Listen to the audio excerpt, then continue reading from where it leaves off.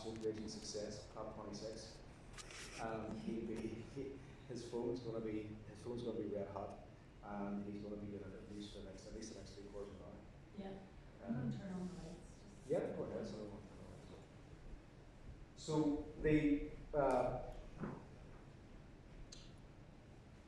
title for today's session is Activism and Agency in Responding to the Planetary Crisis. And there's also a second part to that. And the second part of that is, I think, the thing that kind of floats my boat to a certain extent. And the second part talks about what needs to be done. And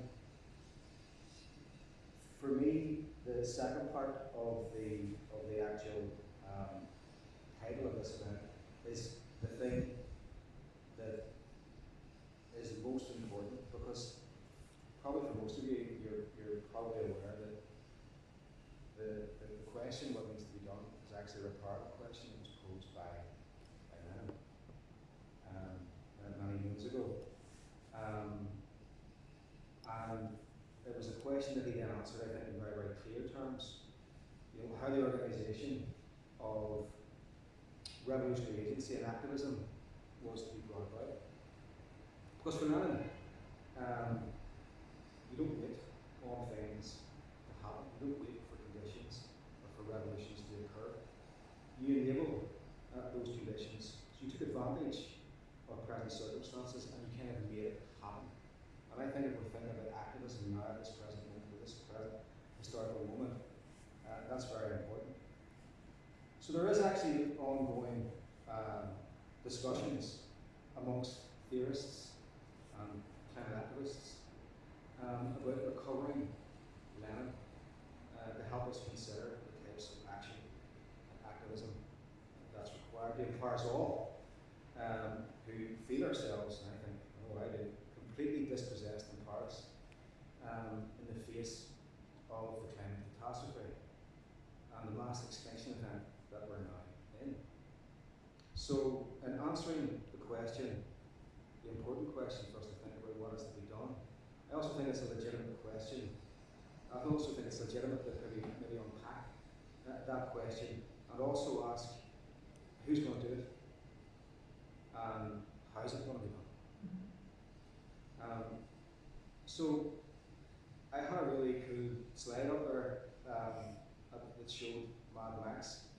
And if you remember Mad Max and you know, all these mad racers in their cars flying around, it was a post-apocalyptic scene set in Australia where the possession and the dominion of fossil fuels meant power over life and death. And alarmingly, that dystopian vision doesn't seem so far-fetched anymore. It's indeed not really absurd. But I can tell you what is absurd. What is absurd is the proposition that economically we can still continue on with business as usual.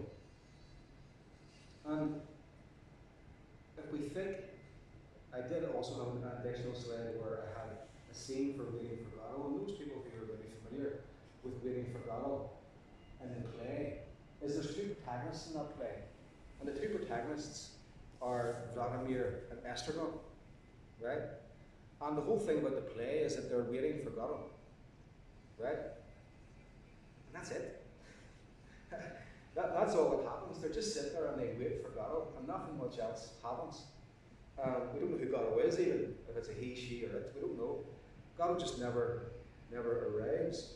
And similarly, I think many of us have our heads in the sands, maybe with, for different reasons, on the issue of the climate and ecological emergency. For those who have faith in the system, they're all waiting, like Vladimir and Estragon, for something significant to happen to tackle climate breakdown, for the predicted sustainability promises of capitalism to be realised, but nothing happens. Even though I think that bubble has been well and truly burst with regards to COP26, what we can observe I think, from COP26, is capitalism's hyper-malleability, its ability to kind of recast itself into increasingly smaller spaces and on increasingly harsher terms. So instead of action, what we have is this, and if we're concerned as activists, it's important. Instead of action, what we have is this.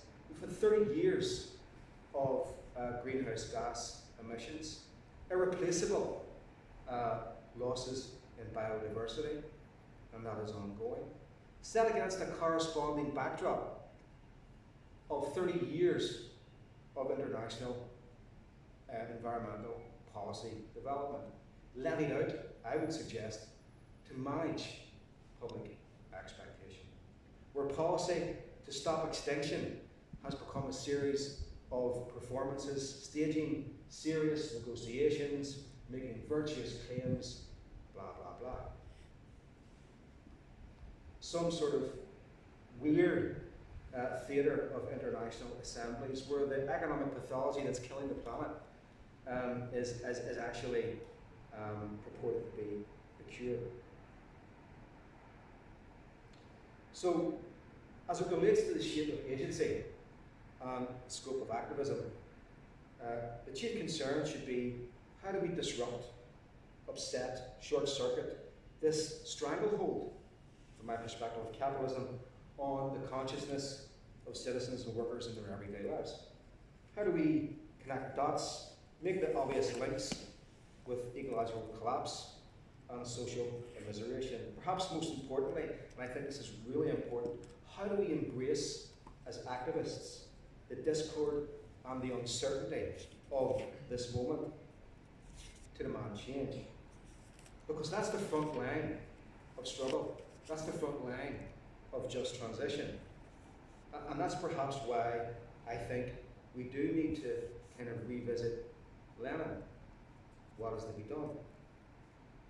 Eco-Leninism is a stream of thought, but is it a signifier of desperation, or is it of innovation? So if we begin to lean and flex into eco-Leninism, I do think it's important to answer a question. Does eco-Leninism signify desperation, or does it fill a gap that's left? The ability to create the conditions for radical transformation in this current moment? Or is it an innovative case of renew, reuse, and recycle? In my view, is mixed on this. I think it's probably a bit of both. So we have to be careful when we talk about eco-Leninism. It's not something that's recoverable in the theories of Lenin, and I'm way off on one, folks.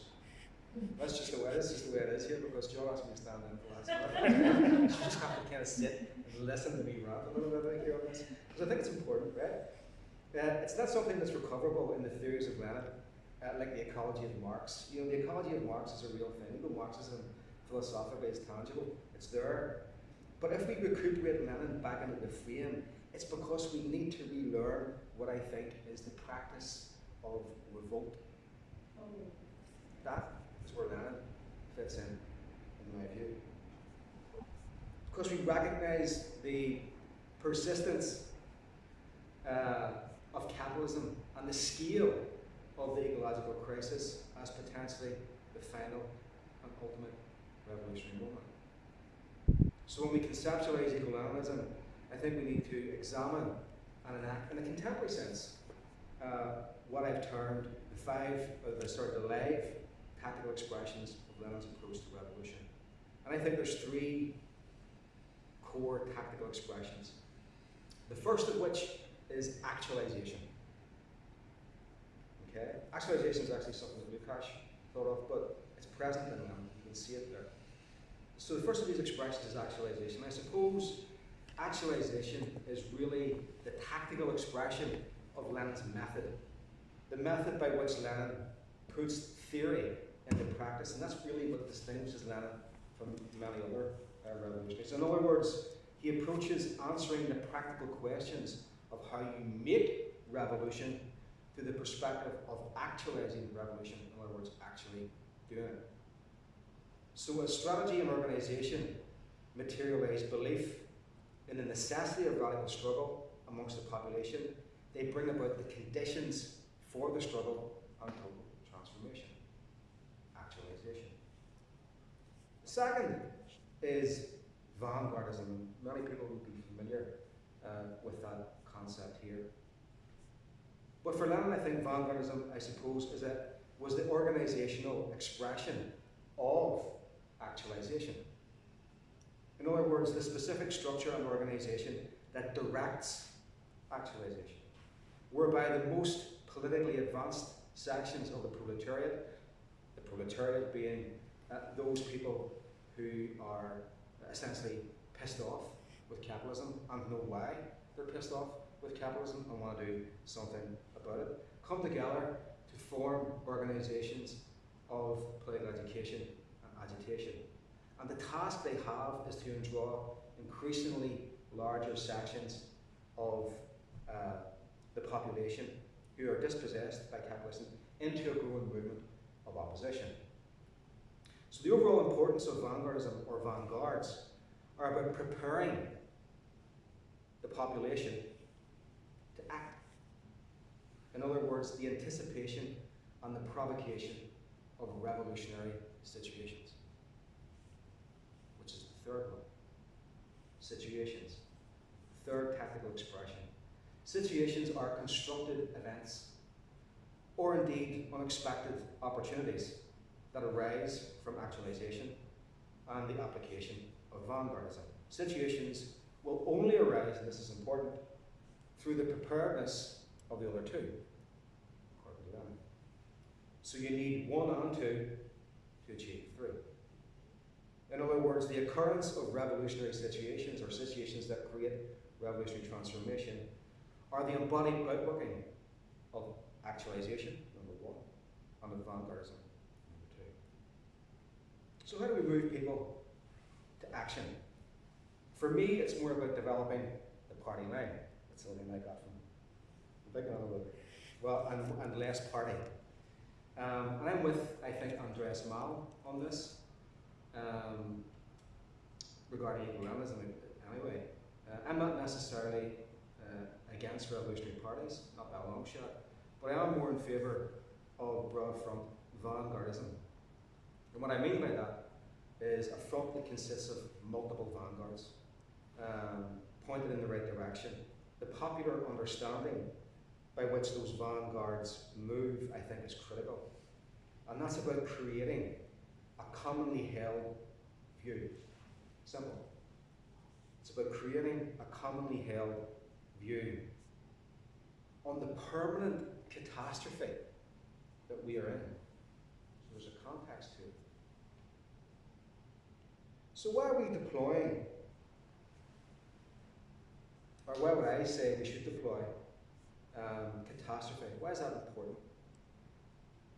And I think it's important. A lot of people kind of shy away from it and go, you shouldn't talk about that. Talk about the positive stuff. Get people to motivate. I think no. Not if you want radical change. People really need to understand the deep shit that we're in. So why is deploying catastrophe important from my view? I think it's because it significantly challenges the promise of capitalism. The promise that all is well. You can see this in COP26. That everything that can be achieved will be achieved through the social relations of capitalism. In other words, that capitalism has a future, it just needs to be green. Well, Jean-Pierre Dupuy suggests that I would have had up on the screen had the IT been working, but it's not, so I want to read it out. Capitalism can avoid extinction only by persuading economic agents that an indefinitely long future stretches before them. If the future were to be closed off, a reverse domino effect would abolish all economic activity from the moment its endpoint became known. I think that endpoint is now becoming known. And the climate and ecological catastrophe highlights the limits of capitalism like nothing else. In this regard, Caspar actually concludes, and I would have had him up there, but it's broken. If catastrophes or how nature resists the forms imposed on it, then they can also be mobilised for a critique of the system. But as Mackenzie Ward irreverently reminds us, sustainability is the Viagra of investment. You just think about that penis-shaped rocket being sent up into the stars by Jeff Bezos. So let us not kid ourselves that we are in a very complex web of deception. The current system will tolerate our attention to focus for a day or two on the latest grim reading of the IPCC report or the inaction of COP26. We get pissed off for a wee bit. And then it moves us quickly on to another topic, national exam results, billionaires launching themselves momentarily into space, or some international foreign policy disaster. Replacing one disaster with another disaster is always a good bet. So we need to find a way, I think, to get most people, we're talking about activism and agency, we need to find a way to get most people to quickly understand the deep shit that they're in, to reveal the promise of greening capitalism for what it is, a lie. And I argue that we need to contextualise the ecological catastrophe, focus in on it. We need to keep catastrophe within the crosshairs, to close the distance between people and planet. To close the distance between people and planet, because people are distant from this emergency. It is far easier for them to imagine, it's far easier for them not to imagine the end of the world. They're more concerned about the end of the month. So I think we can use the enduring catastrophe, and that's important, the enduring catastrophe that's likely to get worse, to develop a growing and permanent opposition. We never had that before for those people who were opposing capitalism. Closing the distance between people and planet allows us to look towards new solidarities, deepening and widening the politics of resistance. Richard Gilman-Opolsky, a reader that an author that I read at the moment, he's an autonomous Marxist, and I think he's brilliant, really, said this when we begin to imagine who the revolutionary agents or agencies are and how it will happen. He says, it's one thing to answer the question of who, it's yet another to answer the question of how. And in the final analysis on these questions, it's not even an analysis. Who will be answered when they show themselves? And how will be answered when they win? So Gilman-Opolsky talks about the impossibility of specifically identifying not only the revolutionary subject, but also the revolutionary method. And the revolutionary method should not be confused with the philosophical and ethical position that drives it. I think that's a good way of putting it. Because identifying is the wrong word. I think that's an intellectual indulgence. It's about developing or accumulating an open constituency where we can construct revolutionary agency in a permanent opposition and what I've called the accumulation of the eco-social community. So the notion of an open constituency does something, but what it does not do is disembody the working class.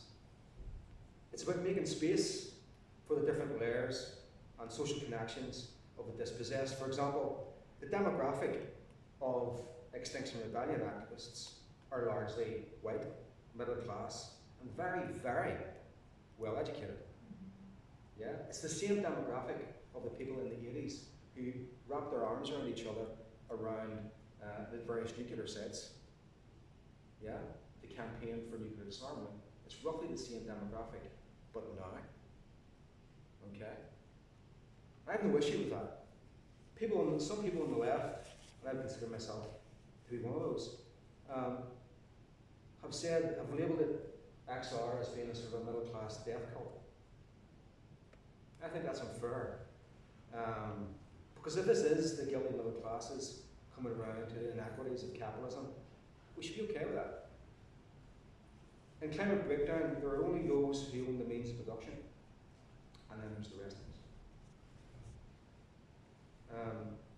So, we live in a socially complex world, and the revolutionary consciousness is a social construction. In this regard, it can be constituted around what I call accepted nodes of adherence. And we can call these nodes the eco-social basis of permanent opposition. In short, the basis for the development of an eco-social proletariat or community can occur. It just needs to be organised and to be put into practice. And that's why I talk about accumulation of the eco-social community or proletariat. Because it's not an amorphous or a vague exercise in any way. In the end, it's actually very specific. And I think that it should be held together by two antagonisms and two principles that broadly inform a new truth. The first of which is what I would call the superordinate antagonism. What does that mean, the superordinate antagonism? It means a general acceptance of what I've spoken about at length. That catastrophic climate breakdown and ecological collapse and the basis of our extinction is fundamentally caused by capitalism. It's very simple. And that for a truly just transition, we need different types of eco-social relations that prioritise human and ecological well-being. The second is the specific antagonism, the general acceptance by the population that the immiserations and the dispossessions felt by individuals, communities, and communities of interest are caused by the same capitalist economic system that existentially threatens all of humanity. And it's on that collective basis that we must then therefore replace the current economic system with a different one, again premised on human and ecological well-being. So a just transition based entirely on an outcome of post-capitalist relations. So what are we doing here in the end up?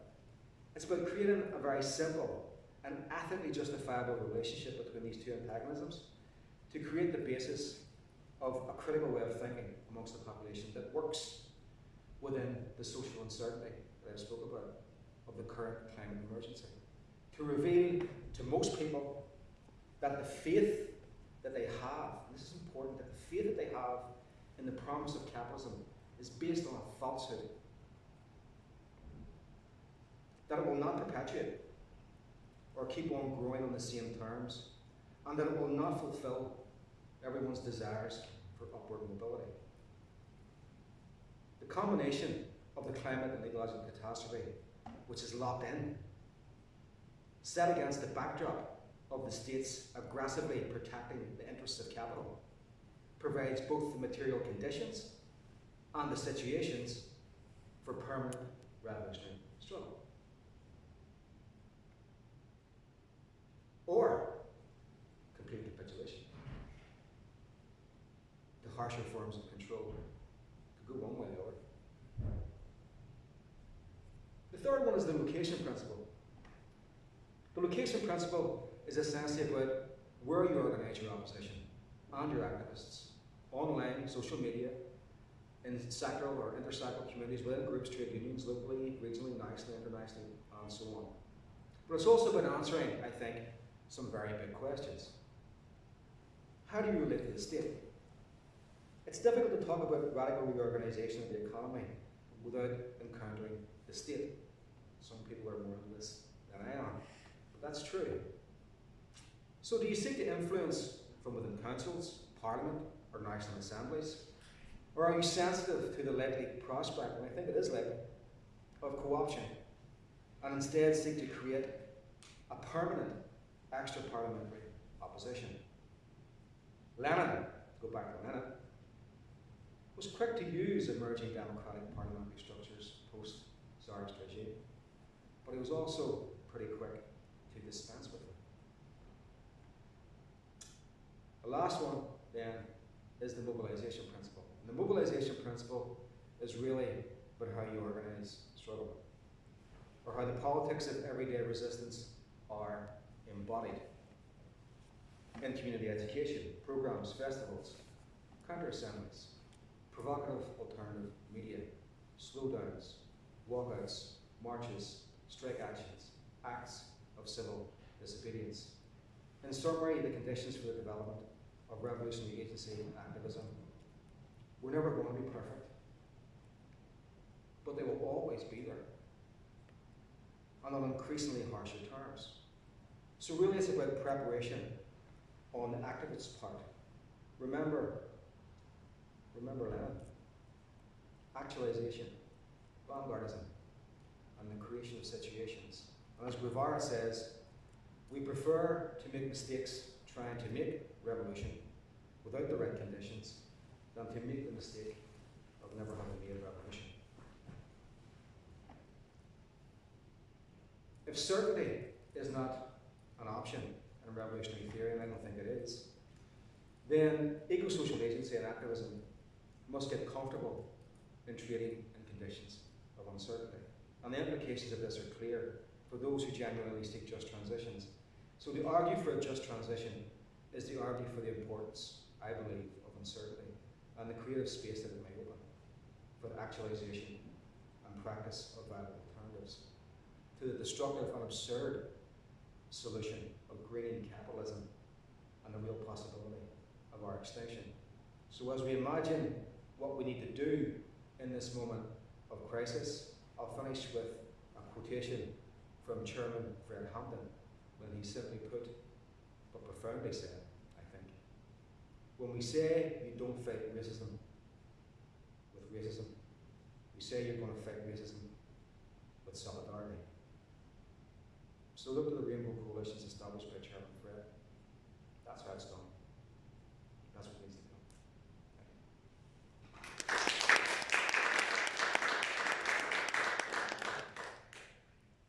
It's really a lot better with that. I'm just going to sit here because I know PowerPoint, but I have it in my head. So thank you very much for that. I'm not as good with the academic words, so I'm very basic. Sometimes I don't know how the hell I got in to do a PhD, but here I am, having winged it for the last 3 years. And that was really, really good. And Damien kindly he's helping me get better with the kind of terminology and use. And kindly informed me today that he thinks I might be ecological post-humanism academic, which is really nice. So he's doing all the hard work and the hard thinking for me. But I would say at the minute I consider myself more than anything an eco-feminist. Like today about activism and agency, the message like I really hope that people come away with is like, this is difficult. Like it's difficult being an activist in terms, but it's the right thing to do. And like you can see, like Teresa, you'll know, like the past 10 days, John has put on an event every day, and this is a good attendance. You know, this is the existential crisis of our time. Where is everybody? Do you see what I mean? And that's what I hope that you come away with, thinking like, okay, there's not many of us, but at least there's some, and that we can do something. But I think the climate crisis and the ecological and climate, you know, the planetary emergency is seen sometimes as like a hysterical issue. You know, come on, sort yourselves out. It's not too bad. It's not that bad. Could be worse. Could be worse. Could be worse. While the science is saying we've an avalanche coming, we've a disaster coming of epic proportions. Like what actually needs to happen before the brightest and the most powerful minds mobilize on this issue. And that's why I stick my neck out. Not because it's fun, not because it gets me, it doesn't make me a lot of friends, because I know it's the right thing to do. And because, you know the expression, what is it? You're too smart for your own good. Right? That's how I feel about, why educate me? Why teach me? Why get me to learn this stuff and then not listen to what we're actually learning? not listen to the climate experts, not listen to the conservation experts, because that's actually what I'm seeing happening. Within, Queens, I feel great. I feel really privileged to be here, but I feel really disappointed and really saddened by what I'm seeing within Queens and the lack of action and the lack of really, really sending a clear message to the general population and the public that we are facing a crisis like none before and we need to act. We don't need to panic, we need to act. And that's why I do act. But I've been to 5 of the events that Sean's put on in the last 10 days, and I have been so inspired. I have been so, feel so hopeful, and these are incredible people doing incredible things, but we need more. We need more people. And that's why I'm really delighted that you're here. And after I talked a little bit more about some of the issues I think there are around mobilisation and coming together on this, I really want to hear from each of you about what you hope and what we could, what way things could go forward, because I think it's important.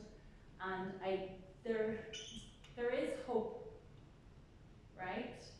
But as John often says, there's not a lot of optimism sometimes when you learn a lot like this. But there is hope, there's always hope, but it requires action. And I think a lot of what Damien was saying, I agree with it on so many levels, but I also think that we've got to try and be meeting people where they're at more. You know what I mean? And I think there's a real tendency within the environmental movement to kind of replicate capitalism in a way. You know what I mean? So they become hierarchical, they become structured, whereas we need everybody working from their level and feeling like a leader. You know what I mean? So if we're empowering people, we go to whoever's there, wherever they're at, and we empower them to act in whatever way that is, whatever way they're capable from the position where they're at. So that would be one of the things that I would be quite critical of Extinction Rebellion. And I was a part of Extinction Rebellion, and I have so much love for particularly for the Wellbeing and Regeneration. There's a Wellbeing and Regeneration sub-working group, and just wonderful people, such really caring and really wanting to make sure that people are well while they do this work. But there's invariably quite a lot of arrogance. There's quite a lot of arrogance within that, because we know and this is the right thing to do. Whereas actually we've seen the backlash from some of the actions now. Whenever in 2019 I was working on the Facebook. This is how I joined Extinction Rebellion. I went into Botanic Gardens, and there was a lovely group of people sitting having a good time, and they started talking to me, and boom, I'm in. That was it. That's all it took. But I had been doing the research for a while, and my consciousness had been changing, and my awareness had been changing, and I was like, I'm quite scared of Extinction Rebellion, but I know this is the right thing to do. These people, this feels right, they're saying the right thing. So again, going back to that, this is the right thing to do.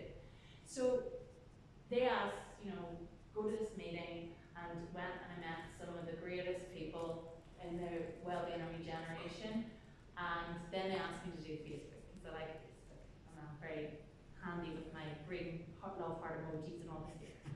So I was doing the Facebook page for the Wellbeing and Regeneration of XR in 2019, and there I am sitting looking at what all the events that are happening throughout the world, and I was sharing events, and I was sharing the Discobedience in Melbourne, where they were all dancing, they were blocking the roads and they were all disco dancing, and I was sharing quite uplifting things, like, this is it. But what was I getting messages about? What were they wanting to talk to me about? What were they keen to trip me up about? The actions that had gone wrong, the actions that had annoyed people. So while there was this incredible there were actions all over the place with disobedience and people having fun, and Jane Fonda was getting arrested and all this here, lots of quite And she kept getting arrested. Like, she just kept going. Yeah. Yeah, she was just like kept going in the round. She was doing that. But what was on the news? What were they reporting? The BBC contacted little old me in Northern Ireland Extinction Rebellion group, saying, what are your comments on what happened with James Brown? I don't know if that name rings a bell to any of you. James Brown. Does anybody Extinction Rebellion James Brown? Yeah, one good. The what? One good for Jim Brown? No. Yeah, The Paralympics.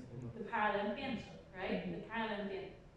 So what did the Paralympian do in 2019? Around the same time there were people sticking there, they were gluing themselves to tubes, right? So got in the way of transportation, right? So what happened? So Paralympians glued, sat on top of the airplane, glued, what happened? So they're saying, what are your comments? I'm like, go to Extinction Rebellion England. I'm Extinction Rebellion Northern Ireland, and we've done nothing. I'm just sharing what's happening throughout the world. We've done no actions, but they were ready to throw us under the bus.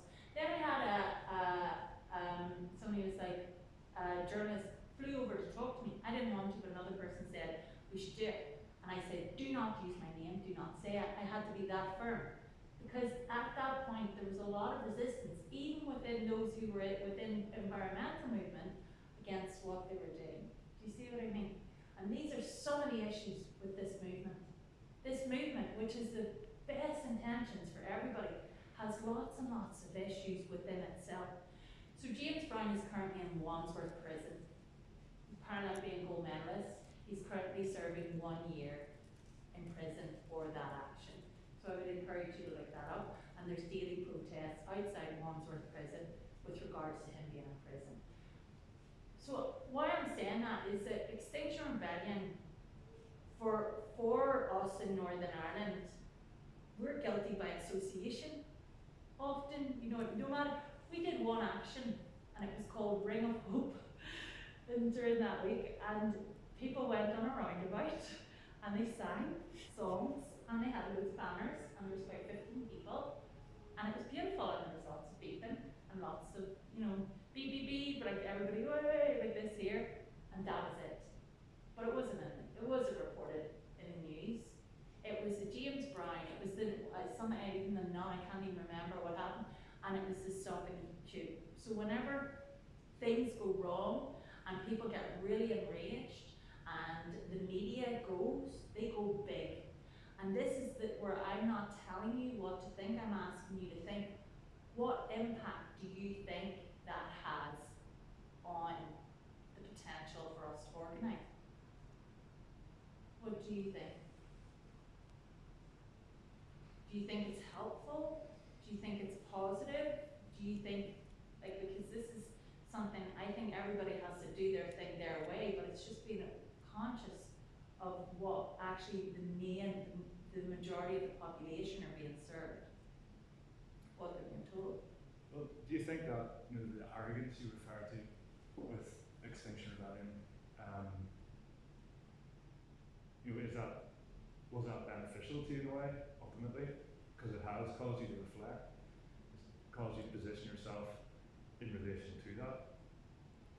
Yeah. In the same way, I think that, you know, groups like Initiate Britain, you know, to whatever extent you agree with their tactics, on reflection and analysis afterwards, it's, you know, they're kind of necessary, because it's kind of like us to what Damien was saying.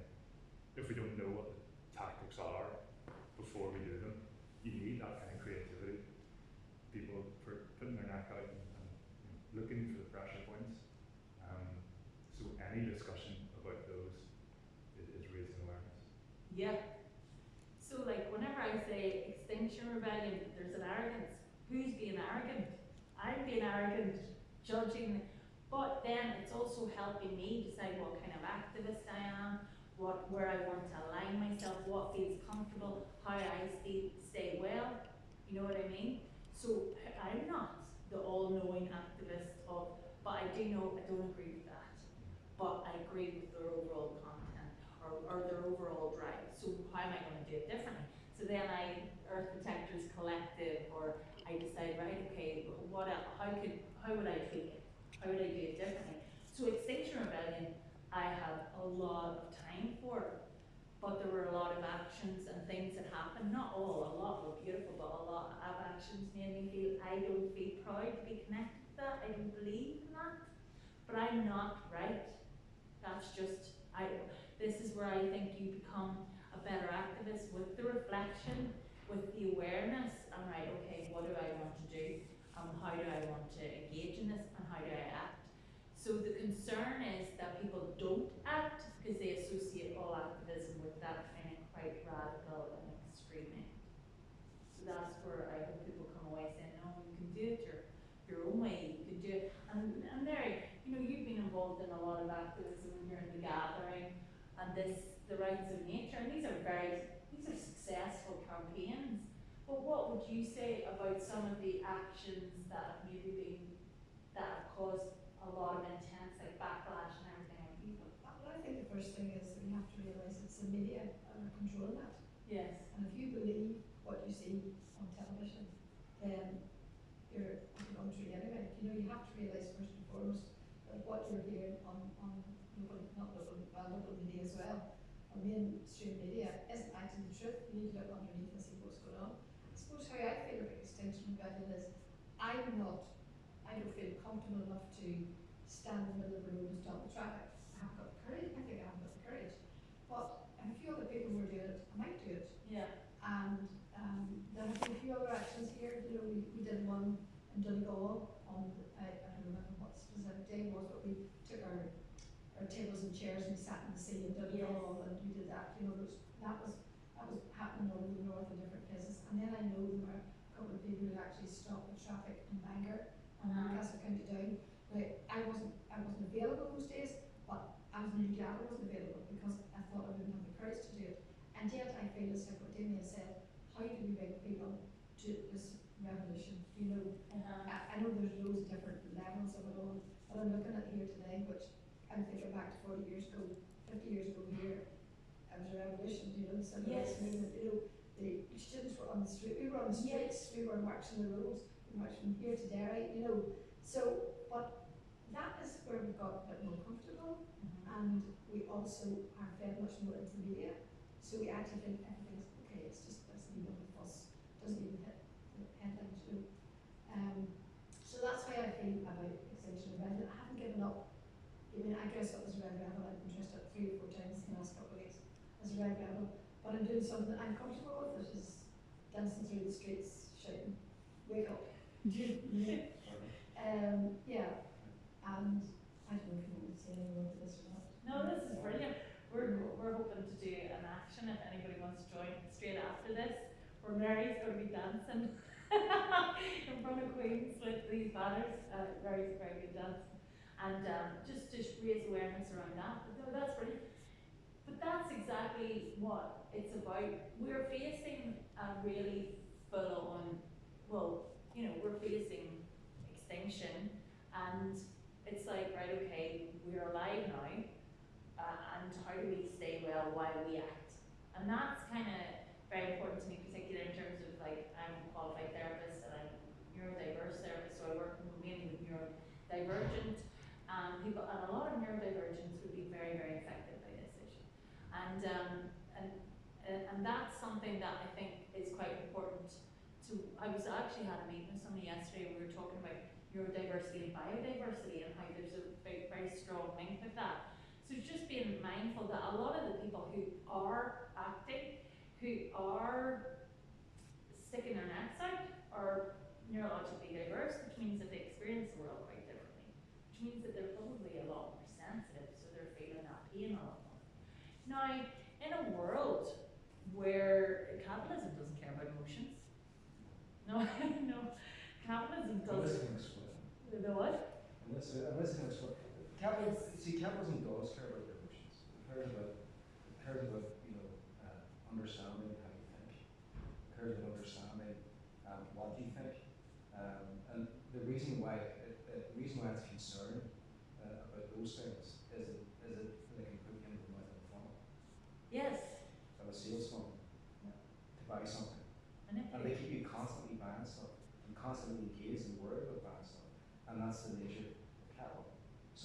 very much aware of your feelings. In fact, it's probably more aware of your feelings than you are.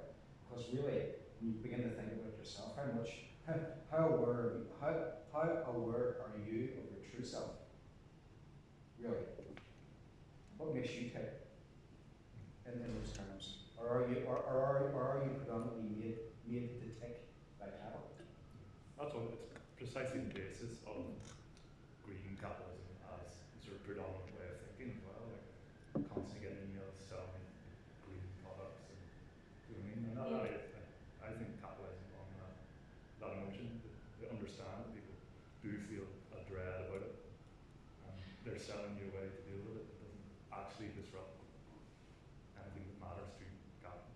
Are they manipulating emotions and keeping you sanitized though? Like, or like, not sanitized, like anesthetized. Absolutely. You know what I mean? It's kind of like, it's avoiding dis-ease and discomfort. So they're kind of like, this is good, isn't it? And you know you want it. You want a nice, mellow green, ethically sound car. So I think, do you know what? Could we do some introductions? Because there's actually not that many of us here. One guy just disappeared in the middle of my presentation. Like maybe I'm not a revolution. So as I said before, I'm David McElroy. I'm a third-year PhD student. I'm one of John's disciples. I was asked to stand in front of the short notice.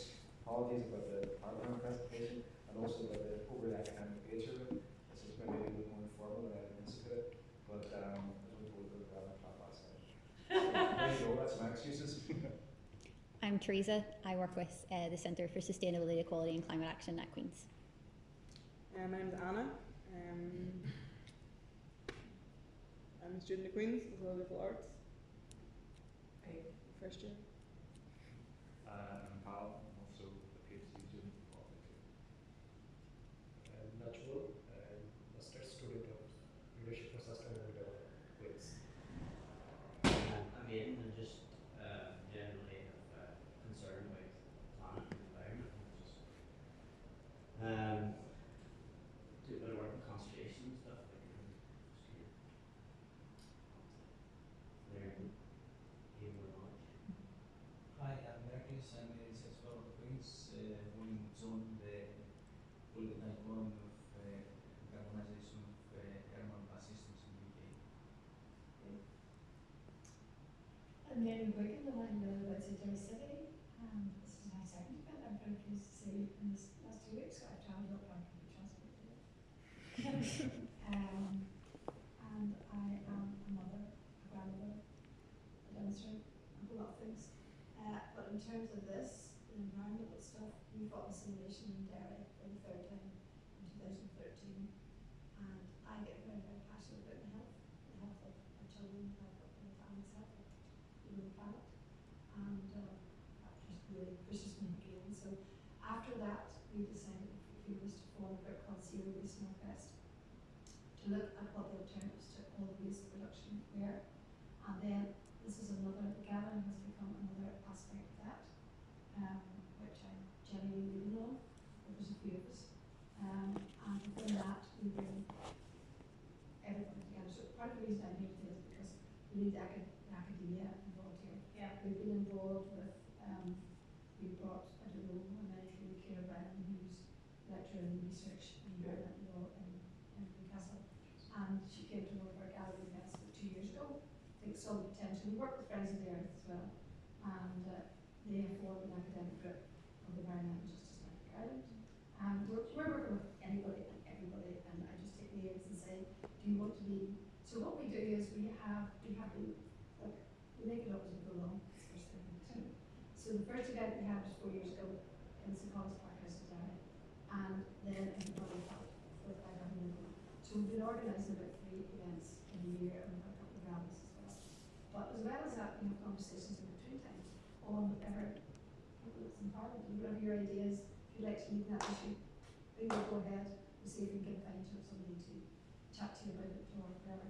So we have a number of topics going on, and one of them has been the rights of nature, which has been in conjunction with Friends of the Earth. But just since May of this year, we have got together about, you know, and get the people. I need to know the resignation where I'm not sure I'm completely right yet to have it in here.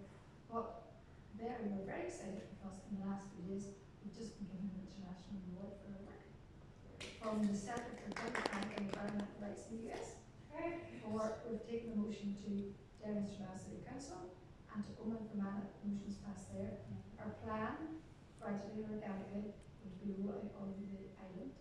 At the minute we've got Irish Council have adopted a motion, Newry, Warren, Belfast, we're slowly going through the roster, maybe probably whatever goes from there.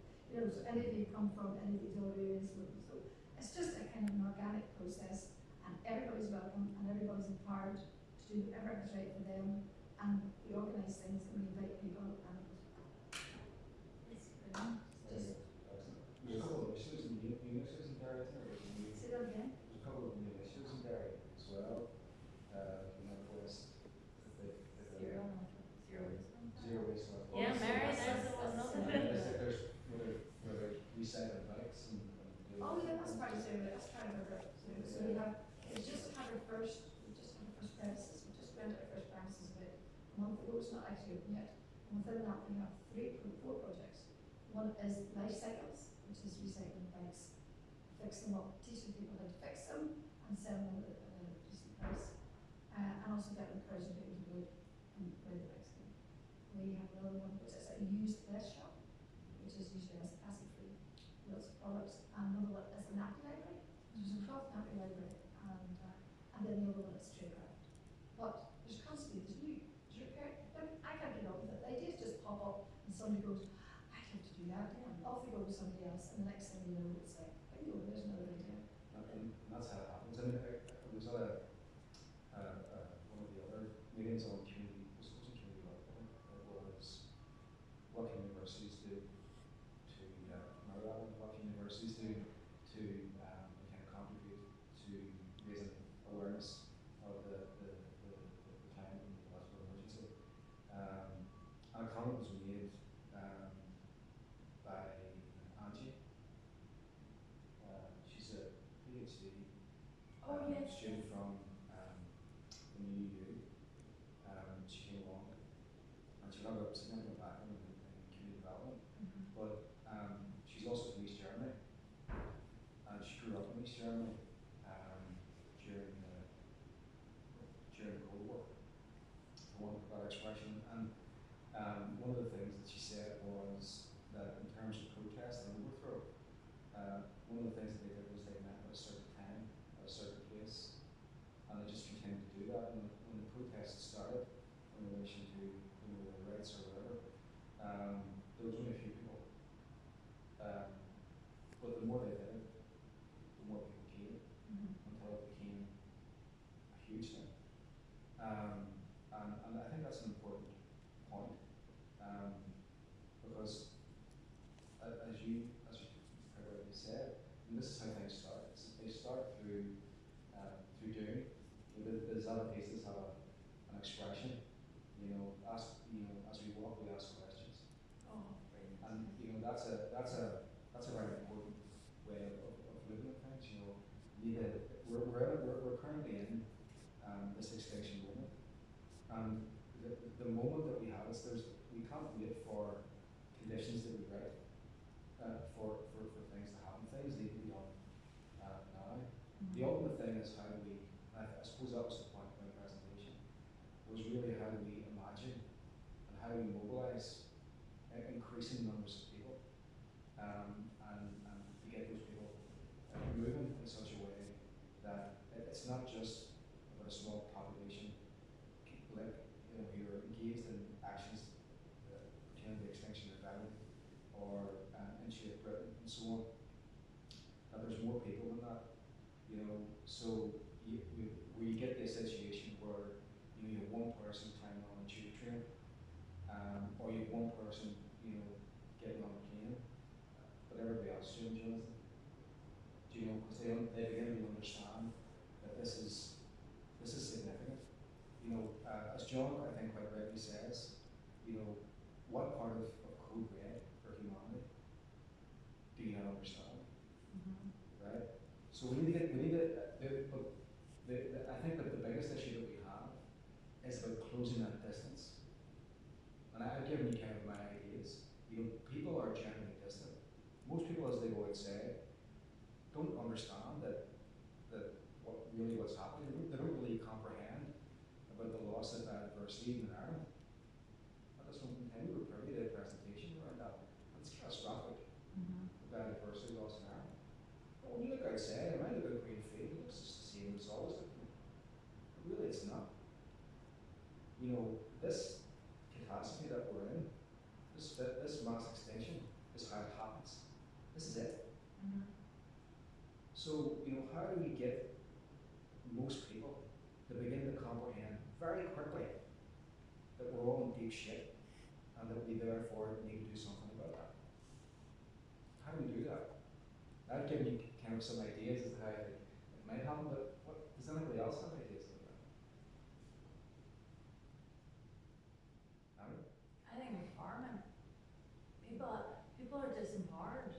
Like even in university, like I'm a Limey, but I thought we were supposed to question. Like I go into and nobody's talking, and it's just like you're being fed whatever the lecturer is saying, and nobody's actually questioning, and nobody's saying, well, this is actually what I think. This is what I think. I get handed my backside by my 10-year-old child on a daily, because she's more wisdom than me. But we're not listening to we're not listening to people who are different. We're going, oh right, tell me what to think. And it's even in uni. I am shocked that you've got a few leaders, younger leaders, and I'm seeing more females, so I'm thinking of the Students' Union. A lot of the females are leading and they're sticking their necks out. But there's still not enough. And that's because that's their jobs. Like you said 50 years ago, that's where revolution started at universities, and I'm like, oh, we are screwed unless people start speaking up. You know what I mean? Because I spoke in front of God, I'm actually getting sick of arguing with white men in positions of power. It's very exhausting, right? But that's what it seems to be my life at the minute, because I'm like, no, this is not good enough. This is not good enough. And I asked one of the pro vice chancellors, I was like, why are they not acting? Why are they not doing anything? He said it, debt. So you've been screwed over. Younger generations have been screwed over on so many different levels. But they need to start speaking out, you know, because it's not right. I was a doctor's daughter in the 1990s. I had no fees. Most of the people I knew who were at university had no fees, and they were being paid to go to university. They had full grants. But within how many decades, all of a sudden, it's become a place of privilege, and it's become a place where people are too comfortable. Students are too comfortable. Actually, I remember in 1988, going to protests at City Hall about the prospect of the production of student fees. And there were thousands of students on the street, and I mean thousands. It was chock-a-block. And it was a carnival, and there was music, and there was a stage, and there was all that type of stuff, and it was consistent, and there was consistent protests over a period of time. And none of the events kind of faded away. Right? But I think that's an important point you need to think about it. It eventually kind of faded away because the system was then introduced. It then became a fait accompli, and then it got just progressively worse, and people just accepted it, right? In other words, they endured it. And this is the type of thing, in dangerous terms, this is the type of thing that could happen to society here in relation to the climate and ecological emergency, is that we adapt. We get our heads around deep adaptation, deep mitigation, and really just transition is actually about just attrition. It's about being able to endure most. And that's what our existence then becomes. Do you want to close it down? The report's from the network. Oh yeah. Aye, that's the You words. know, We're flying on. We're moving on. We're past PowerPoint. That's no worries. Okay. Thanks very much. I'm connected to it. I don't know what the issue is. Sorry? Might be I'm user connected to error. it since I walked in and connected. I don't know either. I've no idea. Just that the two computers that we had. Just this one? That was the thing that didn't work. But It's it working. doesn't really matter anyway. Well,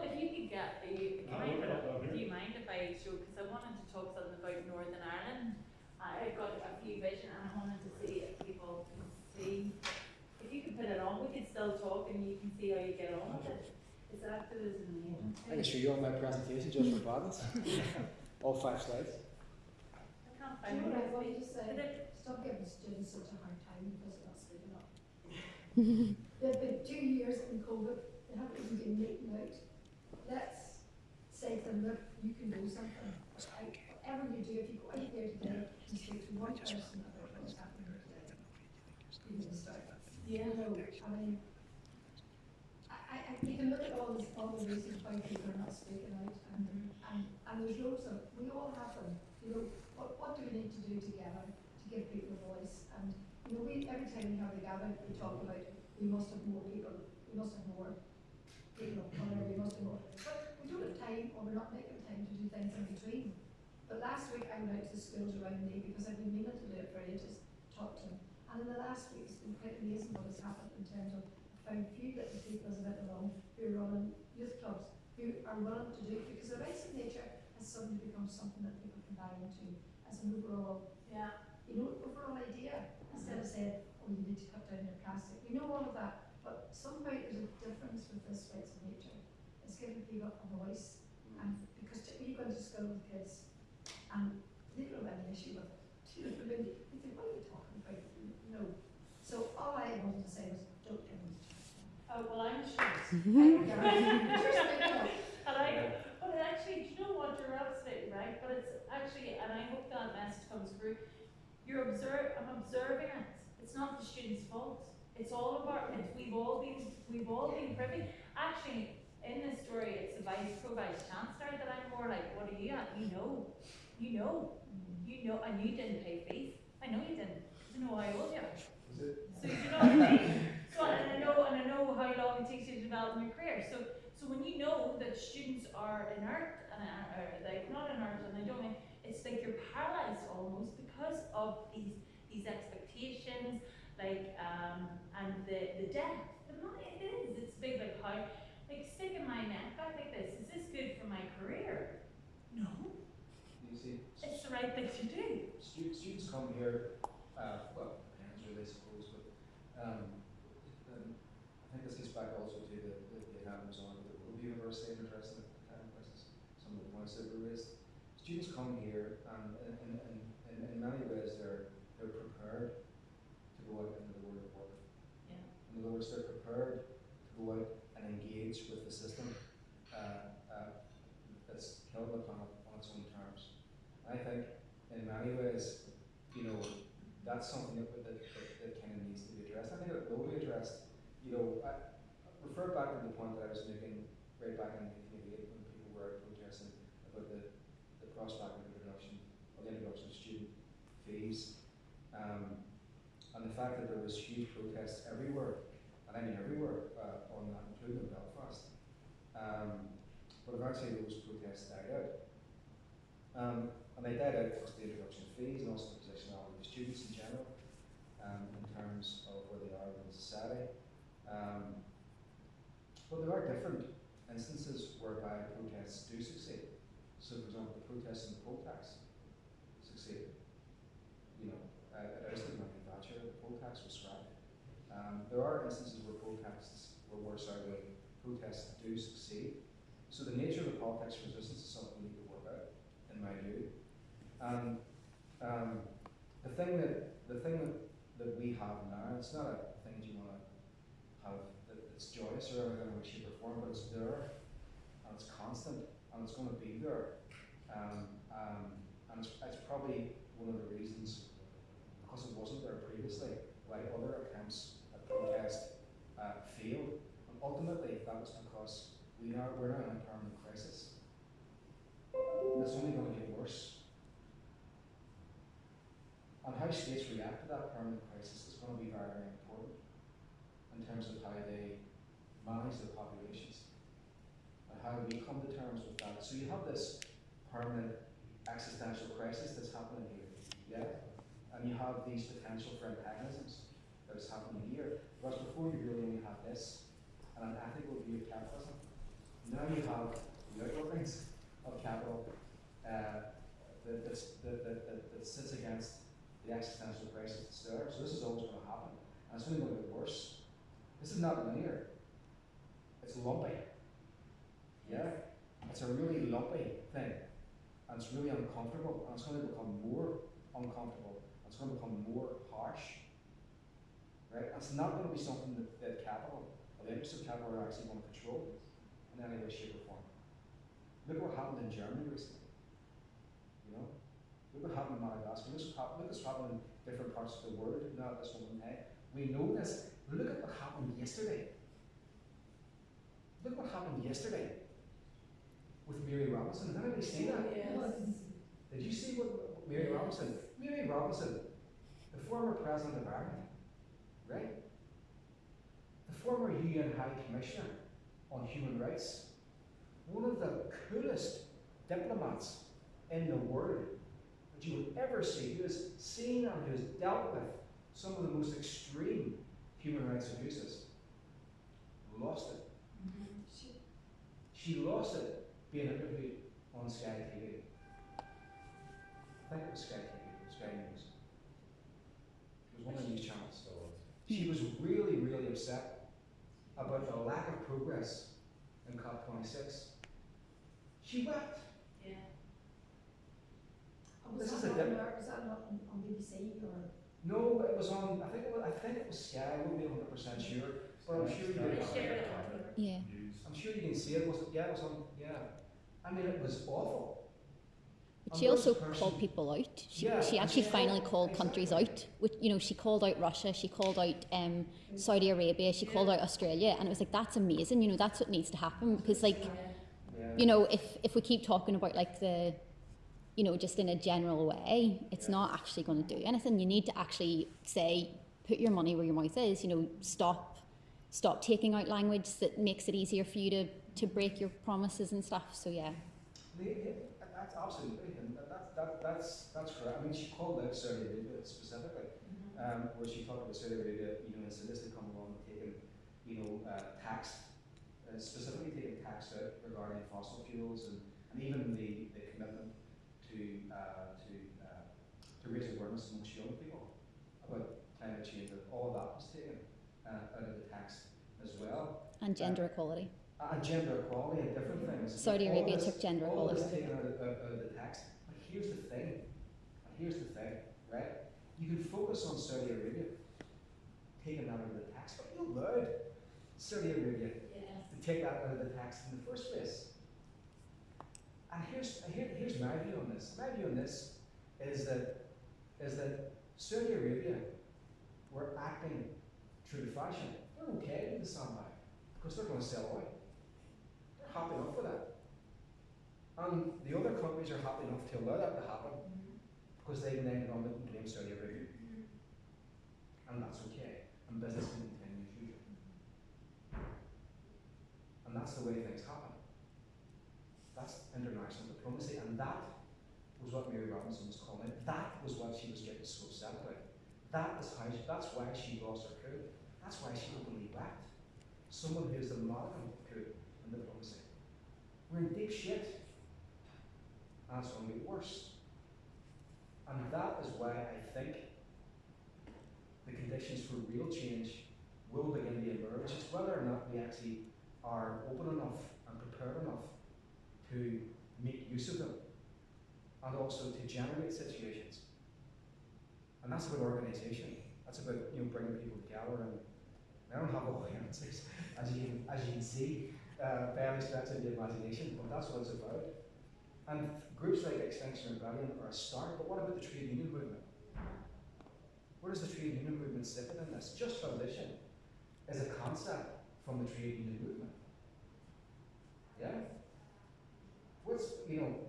When I talked about the superordinate antagonism, which is the existential crisis and climate breakdown and capitalism's role within that, I also talked about specific antagonisms as well. Yeah? The antagonisms of labour. The antagonisms of academics in this institution, of which you're one, campaigning for conditions of work and pay. What about the students' union here as well? Campaigning for different issues. These are specific antagonisms. that can be realigned with the superordinate mechanism. It's all the same thing. People just need to become conscious of that. And that, I think, is the difficult part. But it's the bit that it's what needs to be done. Yeah. Isn't the key thing that people need support as well to do it? Sorry? There are only a certain amount of people who are sick of naked. Yeah. There are loads of people out there who don't know what to do, want to do something, and just need support or a leadership to help them to do it. You know, to raise awareness, to have, you know, I'm thinking of, like, all during COVID, when we couldn't meet up, I think the disconnect is a big thing. Disconnect for all of you people over COVID has been, I have no idea how you survived it, to be honest. You know, it's been horrendous to be doing a PhD or an MA from home, you know. And one of the things that we did in the village, I live outside the village of Eglinton, and one of the things we did last year was to bring people together around organised trails in the village, so people could come out at different times in their own little routes, you know. And the first one we had was a scarecrow trail, and I started a little group in the village just before COVID, which is a little group, just a conversation.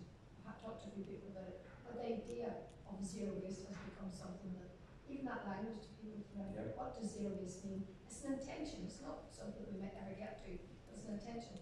And we had 80 or 90 scarecrows made, and people put them in their own gardens, and every single one of them was an eco scarecrow. They used zero waste, which meant that they didn't go out and didn't buy anything. Now, to me, that was phenomenal. And we continued with those trails a whole year. It was the second scarecrow trail this year. Same thing again, you know. So that kind of awareness has been raised, and people have something they could buy into without going out in the streets to protest. Yeah. Yes, yeah, so important. I think it's so important. I also think we do need to get in the streets as well. But there will be people who will never do that. And I'm just thinking, you know, I'd love to hear, I know you're going to talk to these, and this is not my presentation. No, I'd love to hear from the rest of these people about what they feel they can do. Oh, They I want to. completely She agree. did that the last time, was it? Let's do that. Do you want I to carry that? I just want to talk, do you know what I want to do? I want to talk about what Morella is doing in Oma. Yeah. Recently I met, but I would love to hear about what other people, I just want to show some images of that. What would other people like to see? What would you like going forward, or do you think you would want to engage with more activism, or what might that look like? Would anybody like to? So we've got. I would say, like a more general point, I think it's largely got to be about connecting the really positive aspects, like I think a lot of the work that you described, with the disruptive as well, because there's kind of a disconnect there. Like, I guess one of my criticisms of Accenture that is they do a very good job of pointing out what's bad without ever really taking a step to paint what could be. Yeah. So it's trying to find a space where those can coexist. Like, this is the shit we don't put up with. This is what could be. It's a sustainable way of living. We're based in community. People will benefit from it. You know, in both those terms of how they live in a material way, but also, you know, the benefit of being in a group of people. You have to find a way of really bridging those. And I think maybe that's an element of why the rights of nature thing has taken off, because it makes intervention potentially in kind of the material, in how we can engage or extract from land or resources. But it also makes people think it's a kind of an ideological intervention as well. And I think it's tying those two together is a really positive way to think about agency. If that went through unanimously, like everybody agreed that was a good thing to do.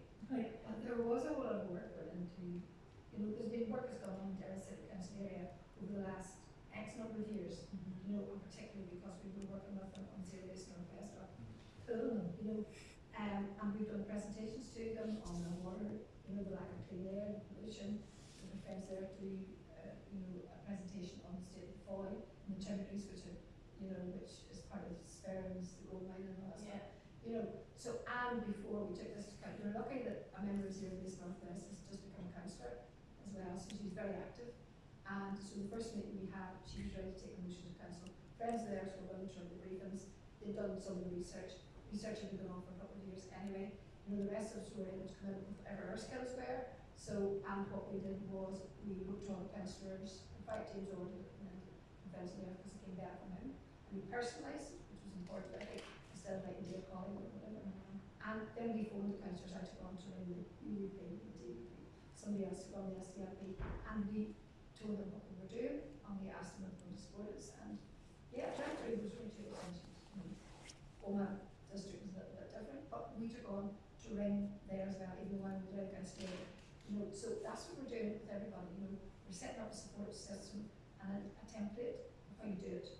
And at the minute, we're now doing how you do, because it wasn't just passing this motion, there were some things we asked of the council as well, which was we wanted them to do public awareness exercise, have 2 workshops over the next 6 months. We wanted to come up with a declaration for rights of nature, which is still being worked on by James or people, you know, looking at the legal system, how we can change our legal system, get a bylaw, or what is it? I have no idea what this is. I'm good at bringing people together, that's my bit, it's all a bit smart me. And so the workshop was, suddenly we got word the other day, I didn't even get word, we got from somewhere that the workshop's happening next week. And we weren't consulted, and we were supposed to be consulted. And the Environmental Justice Network film has just been launched at exactly the same time as the update. You know what I mean? So luckily we have Lily, who's the councillor, so we meeting on Wednesday night, so she posted, we give them questions, these are the issues. So, you know, there's a lot of work goes on. Yeah. But it's great, it's powerful, and it's and the other thing, to see the beautiful design. One of the women who came to the first meeting is an artist in Monaco, and she asked would we like her to draw a poster. That's brilliant. She drew up the poster, and then I said to her, do you think I could get it into a banner? So she said, absolutely. So we got rid of the banner. I sold and given away. You know, we're just part of the 20s now. So I have 2 years, if anybody wants to buy them, I'll tell you. Yeah. This is my angle. First step. Very good.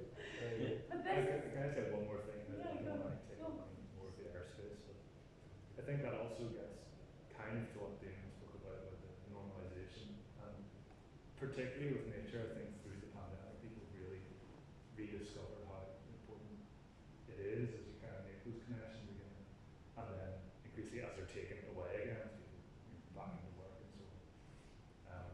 But I know from my own personal experience, and I think it is about it's consciousness raising. It's about kind of normalising education as a commodity, just to get me through, you know, the cuts to like liberal arts and stuff. You know, really push like the sort of STEM research, just get people out and making money and growing the economy and so on. Particularly with nature, I think I have always enjoyed getting out and being in the mountains and so on as my sort of space away to kind of, you know, reduce the noise and so on. But once you're actually woken up to, you know, this it's a new normal in itself, like how depleted our biodiversity is in Ireland. So you go out to the moors, and that's not really a wild landscape. It's, yeah. you know, it's been devastated. Shifting And now when I go out there, I kind of mourn that. You know, we mourn that loss, even though I didn't know what it was beforehand. And I find that a really sort of powerful thing to kind of motivate me. Yeah. It's as everyone's spoken about, you know, you see people walking around, there's a handful of us here who's really, you know, invested and woken up to the actual scale of the crisis of it. I think, stuff that's been said in the Northwest is, you know, that really is inspiring stuff. Yeah. That's really important. I think it's incredibly important that you know, that not only we keep going, but it's like when new things happen, you just can't go with it and push that. So you have all these, I mean, in the hour that we've spoken, since the presentations, you've talked, I think, about numerous projects. You know, every time you were speaking, you talk about a new project that's happening in Eglinton, in Derry, in Donegal, you know, different things that you've done in councils, and you know, and that is real activism right there. It doesn't necessarily mean that you have to go and glue yourself to the road protest. That's why I was saying, what are the role of trade? What's the role of trade in the movement?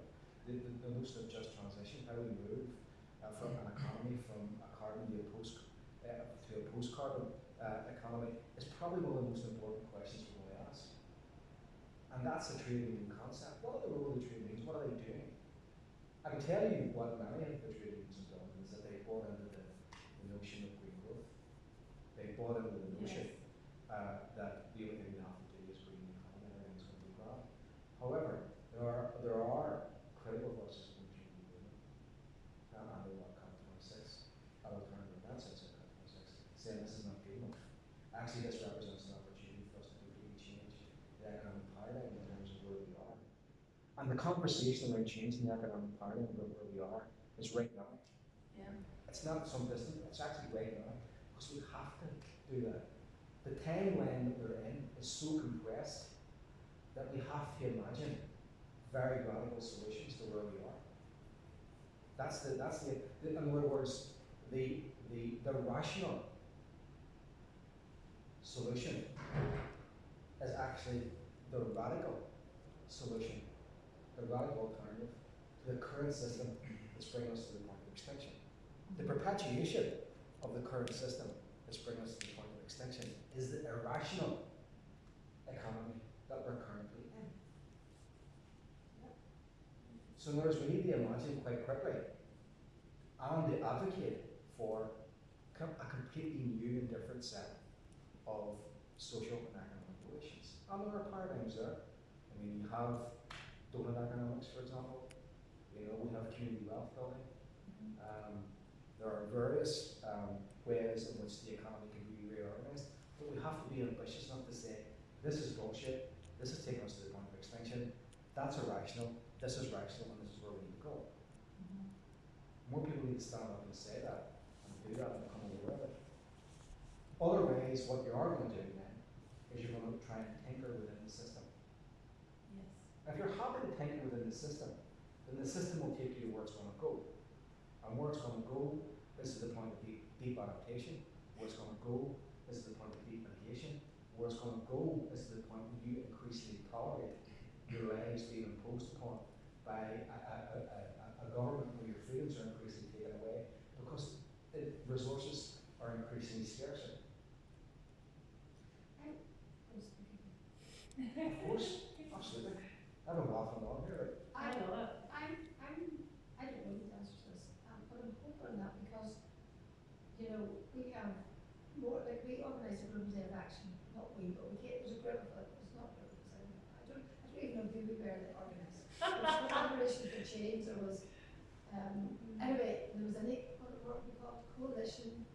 Collaboration for Change. Climate Coalition Ireland. I think that's the banner I was under, organising the Global Day of Action in Derry last Saturday, thank you.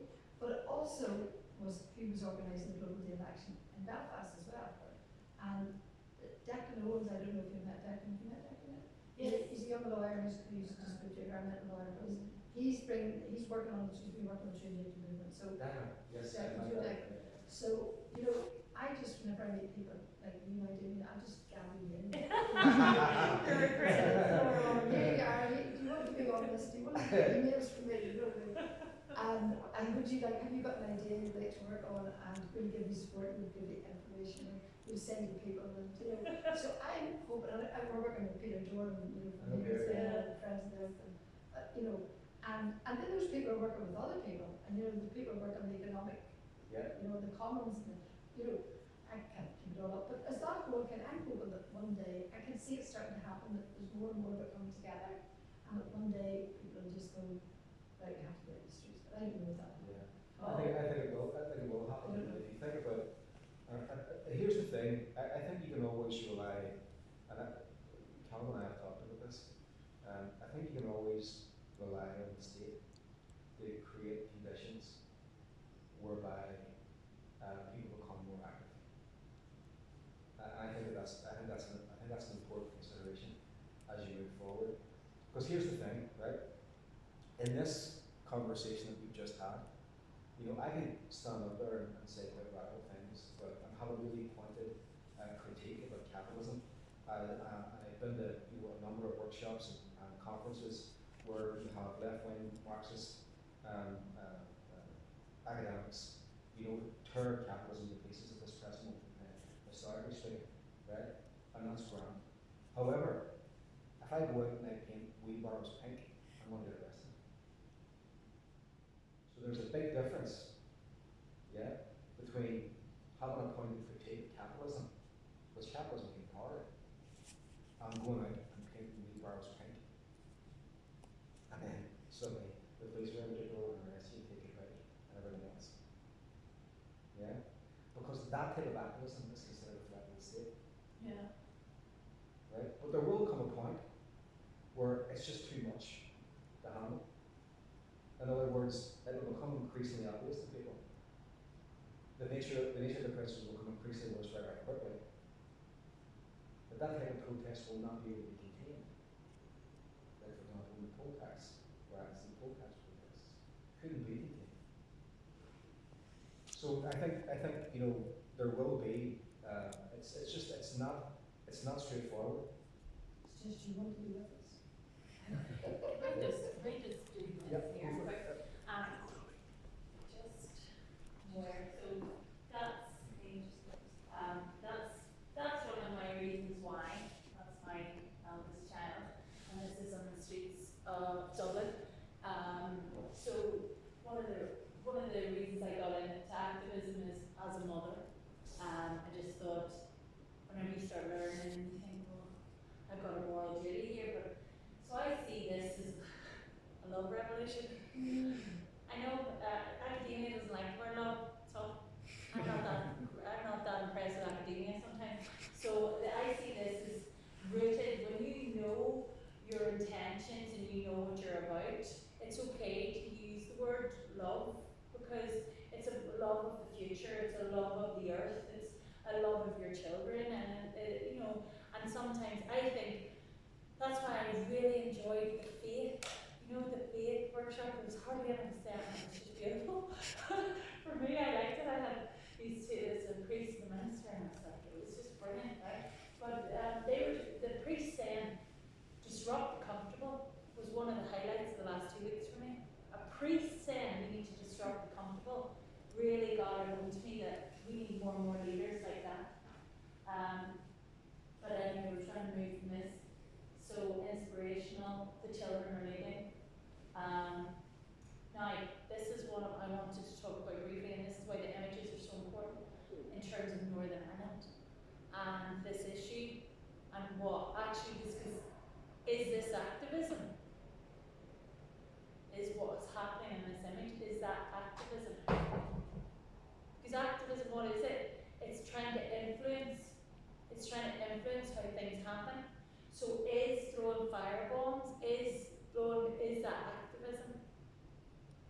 And that's one of the things I think is important to be considered when you're thinking about Northern Ireland and trying to mobilise people.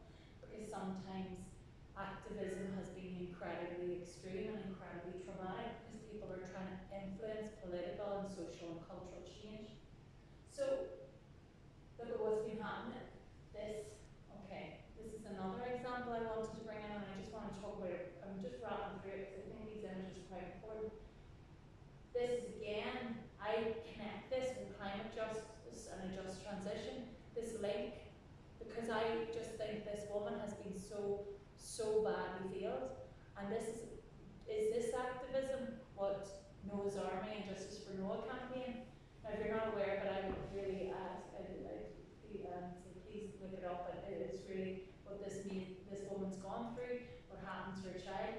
And I often think the response she's gotten, the lack of answer she's gotten, is it because would Arlene Foster be treated the same if the same thing happened to her? Would anybody high up in positions of power, would they get the same service? Now that might seem insensitive, but I actually do think that there's a lot of things that we've normalised, a lot of prejudice, a lot of inequalities, a lot of extreme injustice that happens in front of our eyes, and we become so desensitised in many ways because there's so much like, what do we worry about, where do we put our energy? But it's all connected, and it's all connected to inequalities within, because these services and treat us all the same. They are designed fundamentally for people who succeed in them, who do well in them. And what this woman has gone through, again, I think it's highlighting the lack of protection for our children and our future. So they're incredible women taking on the state. And this is where I talk about this love revolution, because when you tap into that energy, you're indestructible. She's like, boom, to the PSNI. She's just like taking them all on. She's speaking truth to power. So this woman, to me, is revolution. Then you've got protesters, the PIPs, might not be aware of Capita, right? So Capita is, there's protests against PIPs, which is the personal independent payment, right, for people who are disabled. It is so callous, it is so cruel, it is so unjust. So within Northern Ireland, there's so many injustices happening, so we're expecting people to care about this, but many people are just trying to make sure they have food on the table. And we've got the most vulnerable being really exploited and discriminated against and unheard. So these are some of the issues that we have to be aware of and we have to consider. And I also think it's very important for us to know our privilege. I am a white, middle-class woman. I have privilege because of that. So I've been aware, and that will also mean that I have blind spots. So I have to be open that I'm not as aware of my privilege. And by knowing that and by being aware of that, I can do something about that. Potential. So this is recent thing, this is not in Northern Ireland, but capital-based compensation. These are very callous, inhumane processes that penalise people for being disabled. Now, what kind of civilised society are we in where people are penalised for being disabled and ill? That's what we're dealing with. This is such. So, and again, it reflects. That's what ecofeminism is saying. The exploitation and the destruction of our environment is completely related to the discrimination of people of colour, of people who are disabled, of women. It's all connected. So then, this is recent, very last week. Last week, this is what's been happening in the streets of Belfast. And then looking at reproduction rights, looking at equal marriage, all that, all recent years. So this was what I was talking about with James Brown. Okay, this was the action, and this is Wandsworth Prison recently. And protests outside with regards to his 1-year sentence, which they thought was very harsh for what happened. Then looking at protests, and peace is kind of one of the things that I'm coming to think is really important within Northern Ireland when we think about the context. It's about helping people feel safe and thinking in terms of peace. So then it takes me to this is what I wanted to talk to you about something that's happened recently. So Mary is talking about the west of Northern Ireland. A lot of the time we call it west of the ban often. So sometimes things can seem very Belfast-centric. So it can all be about the action that's happening in Belfast. And west of the ban often will have higher rates of poverty and deprivation. And that's why I think that this is where the revolution is possibly at its strongest at the minute in the west. Because there feels like a real potential for mobilisation and a potential for people to come together. And this is something that I was a part of, not last Saturday, it was the Climate Act, the Saturday before. And this was in Oma. And it was called Spooked by Mining. And it was like, we come out and we dress up, we all dress up, and we had speeches, but it was mostly women and children, it was women and children men. And there was just lots, it was a bit nuts, but it was great fun. Like, everybody had a great time, and there were speeches, and everybody's dressed up, and the children, there was a child speech and everything like that, right? So it would have been considered a successful action, a good action, mobilising people, all on this issue of being concerned about how mining was going to impact the water supply, the air supply, and this would be the anti-mining in the spring friends would be the campaign that I would be most passionate about and I would spend most of my time on. So I think that's important in activism too. Prioritising so you don't get burnt out, right? So we had a great day on Saturday, and this is Mirella. This is Mirella.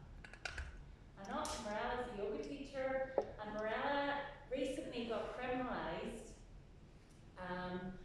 for Mirella, yoga teacher, grandmother, right?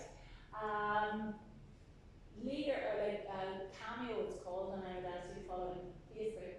And in 2019, her and a few other activists went into the council chamber and they went into it and they wanted to listen to proceedings.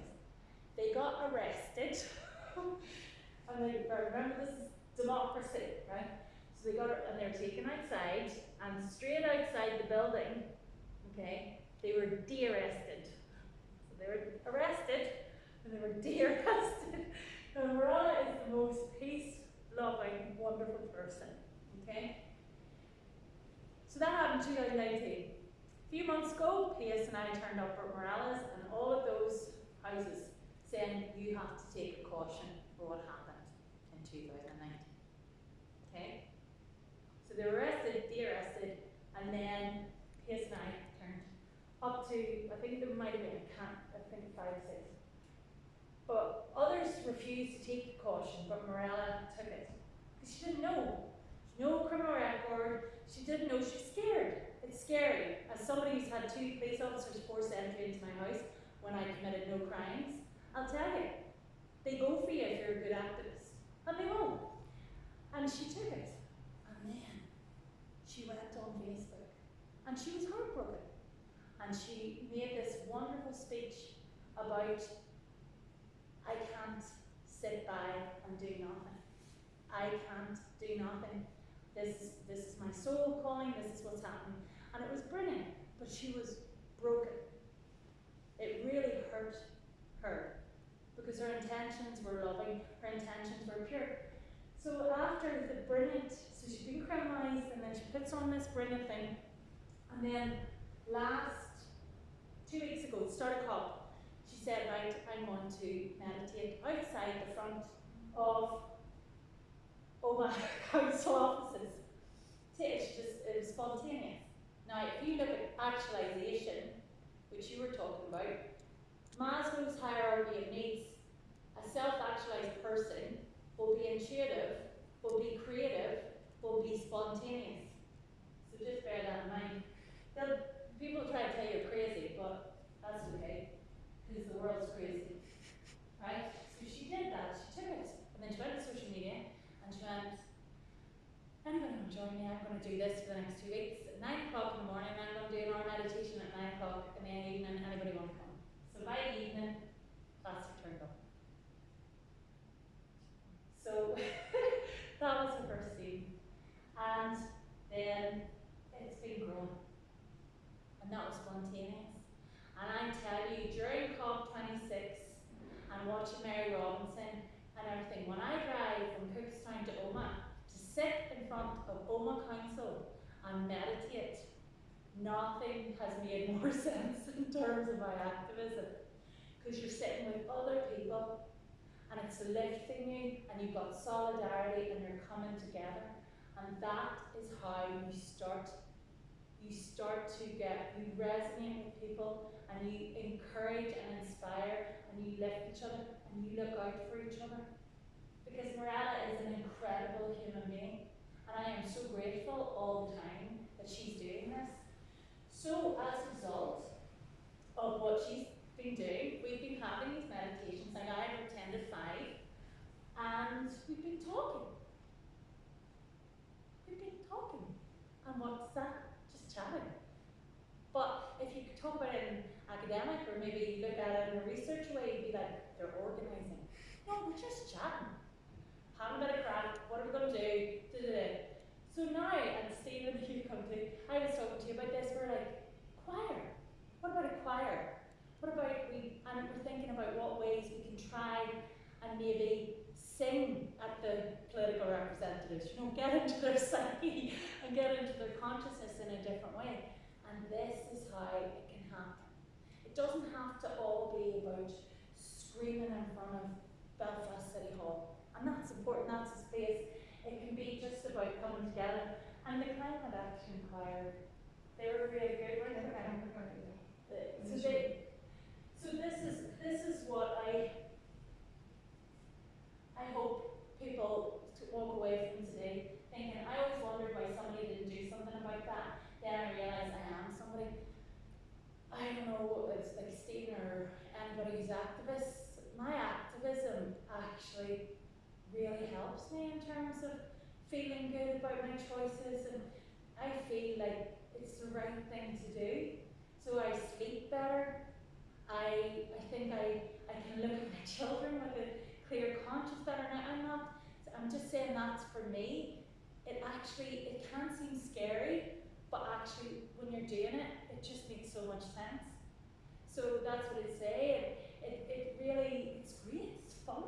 Like I'm going to be in front of Oma Council tonight with probably about 40 people because it's the last night, and we're going to be singing, and we're going to be laughing, and we're going to be chatting or organising. And that's what, it doesn't have to be this big, no, we're serious. You know what I mean? It can be uplifting. So change is possible. I actually think change is inevitable. The only thing you can ever be sure of is change. So how things change is up to us. So that was my message.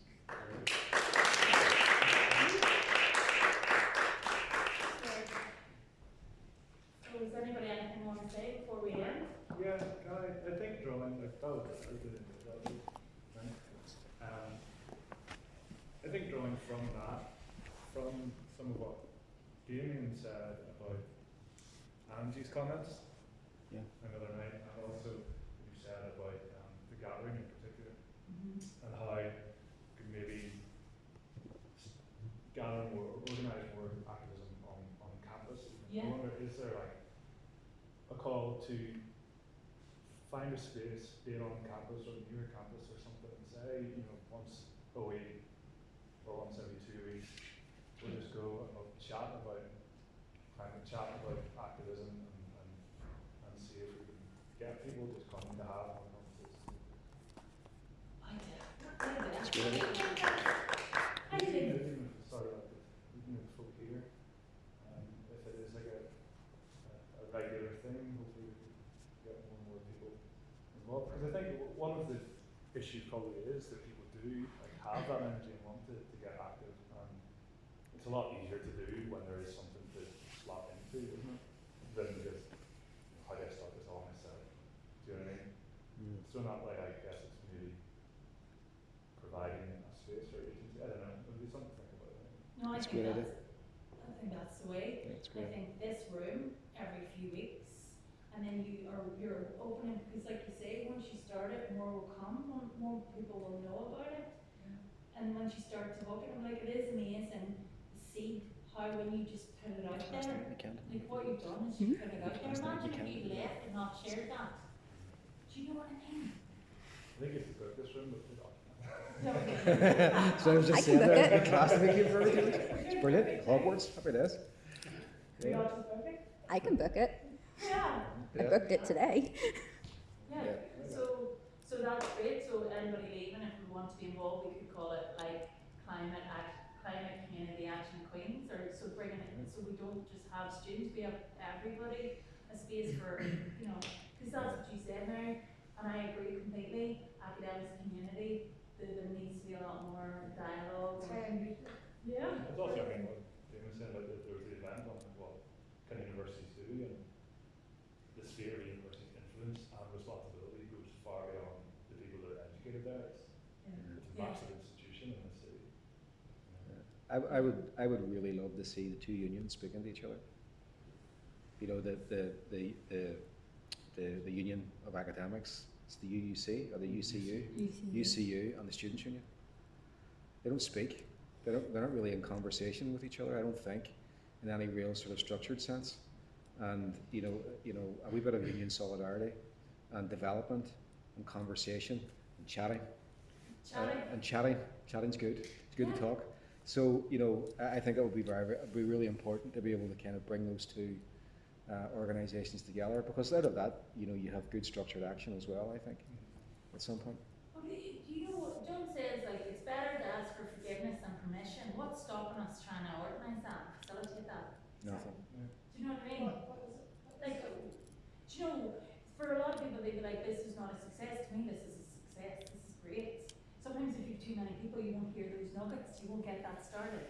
You know what I mean? Mm-hmm. So what's stopping you saying, like, John, like, I want to do this, I want to get that, I want to try and organise it, and just write an email? Do you know, who am I not to?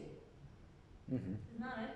Absolutely. Even that kind of like, if you know, like a casual meeting could be a place to do that. Yep. Mediated by everyone else in the room as well. Absolutely. You represent me as a student, you represent me as an academic, and then you're mediating that conversation with the academic institutions. Yeah. Well, The key things about relationships, I find, you know, Yeah. it's about personal relationships. I mean, the reason I'm here is because of Louise, because I met her when we were marching from Queens to Storm. Do you know what I mean? And we talked here. And that's how, and then I said to her, would you like to come to the health conversation that I had? Do you know what I mean? And then we've made other events with her. And I find it's the same with friends there, it's the same with everybody, you know, the same with you here as well. You know, if I build that relationship with you, you know, that's what it is. So you decide, Karen, you decide to just decide that you're going to do it. I think that's enough. And if you only have two people, like, I started off the zero percentage group with my friend. I just said to her, I think you might be interested to be interested. And then she contacted somebody else and we found it, you know, and we still don't do very much, but you know, we've had these conversations, and I think it's about not getting depressed that we might only get two people, because No, this is like Earth Protectors Collective, Stephen. This was just a conversation where I was like, Stephen, you know, I mean, you know, that's how it starts. You just do something, and if they say no, then you just do something else. Sure, like I started doing it. not ask for permission to do this. No, I haven't asked anybody for permission to do what I'm doing, you know, even though I don't have to say what I'm at. So, you know, if I'm part of a group, then I won't go and do something like checking that everybody else is happy with this, and we have a meeting about it. But I didn't check with anybody, it was okay for me to come in today. That's my decision. Or just fun. Yeah. You know, so you can do it, we all can do it. I think the biggest threat is that we're waiting for somebody else to do these jobs for us. yeah. You know, that's it. And every single one of you are ready to do it. You're already doing it. It's just deciding that you want to do a wee bit more, or maybe don't decide you want to do a wee bit more, you're quite fine with what you're doing. You just come here today to find out what's going on. Yeah. Would we all be up for meeting again then, if the meeting was organised? Do you want to lead me in? Like, if you got a sheet of paper? I can do it. Yeah. So anybody wants to go? Also, we're going to do an action now. Like and it's just going to be very dancing in front of the lion, which rides nature. So if anybody wants to hold up banners, and this could be a really gentle, like really. Now, if you don't want to, I do not want anybody involved that are not comfortable. But Mary's going to be doing that. I just want to see it.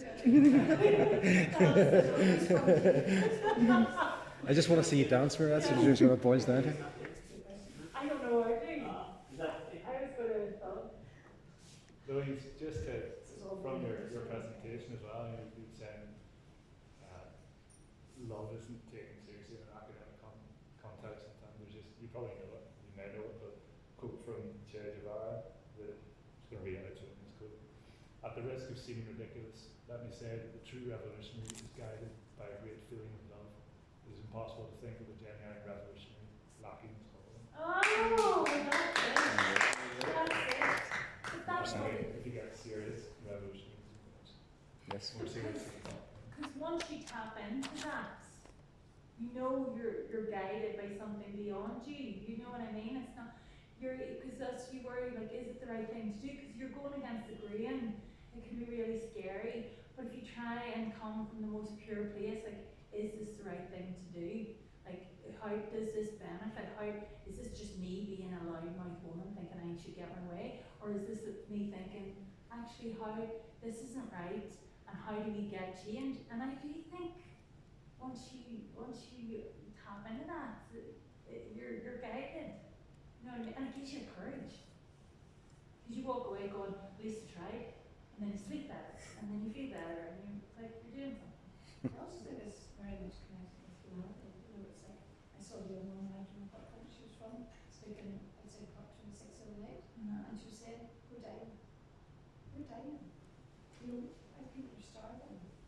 Where is the humanity in this? Yes. All open their hearts and see what's happening. And I know that the village of Edmonton was very badly flooded 4 years ago. And I saw the community that came together there. And it's because we cared. Yeah. It's because we care about the people who are flooded, or the people who haven't got a home, or, you know, but we are disconnected from that as well, because we haven't been hit hard enough yet. You know, it's like, we have to be, we're all going to be inconvenienced here. They're just being very convenient. You know, and I don't want to be flooded, I really don't want to go through that, I don't want any of you to go through it. But we need to be able to put ourselves in somebody else's shoes and think, this is a much bigger issue. Yeah, I met you the last time I was here, Yeah. from Bangladesh, and look what's happened there. You tell me. Yeah, we are severely affected. Mm-hmm. We know that how climate change is severely affected in our country. We are the sufferer. We are the cause, root cause. Somehow we are the sufferer, right? And the ultimate result is zero. Till now, zero. There's no hope for protecting the future. You know, problem is with some big countries. They are not cooperating to resolve this problem. And every year, a certain period, flood is common in our country, right? And drought is common, and temperature is so high. We definitely never been experienced like this weather. So in a country like developing country, we are not coping with such situation. We have so much money to tackle this, right? So we are really, really in vulnerable situation. Yeah. Yeah. And that's it, like who's on the front line and what are their voice? Like, you know, and I want to apologize actually because it's like 2 hours in and you just spoken. You know what I mean? It's okay. I'm sorry. And I'm definitely with any movement. And you know, from here, some of the seminars and lectures, I learned a lot. And as a civil servant, I'm going back to Bangladesh from next month. So I hope that in policy making and implementing the policy, I can do better than the previous. So hopefully I will do better for my country, my countrymen. Yeah. Well said. Great. I'm sure you will. I'm sure you will, but you also need us to know what's going on. You know, you need our support to know that we understand. We don't understand what we're coming from.